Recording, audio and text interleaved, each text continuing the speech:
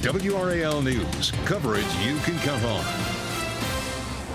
Who brought illegal drugs into the White House? It's one of the biggest questions plaguing the Secret Service. Caroline Shively reports agents are going through visitor logs, surveillance video, and relying on the analysis of the bag itself to try to advance their investigation. We're going to get to the bottom to exactly what happened. The Secret Service ordering DNA and fingerprint testing on the small bag of cocaine that was found inside the White House. The drugs were discovered Sunday inside a cubby where visitors often leave their personal belongings.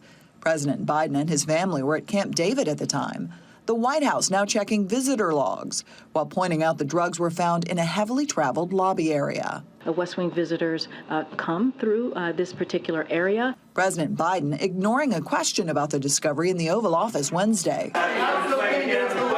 Meanwhile, some Republicans are demanding a Secret Service briefing, looking for more details into who the drugs belong to.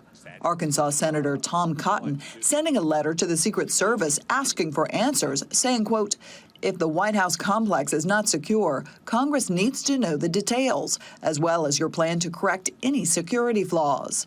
2024 candidates also taking the chance to go after the Biden administration in the wake of the discovery. I can tell you in Florida, my wife and I, we have a 6'5" and a 3-year-old running around the governor's mansion. So that's not something that we see. All joking aside, if you really get to the seriousness of this, it's just one more yet another example of two standards of law in this country. Now it shows up in the White House and it's a laughing matter. Well, in a certain sense, it's just evidence of a deeper problem.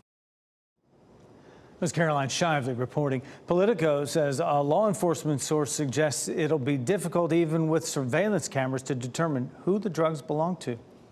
Just a short time ago, Donald Trump's personal aide pleaded not guilty to charges in a federal court in Florida. Walt Nauta faces 6 charges, including obstruction and concealment-related charges for the alleged mishandling of classified documents.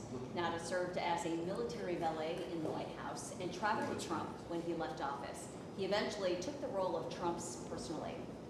Tonight, we will learn more about what will be included in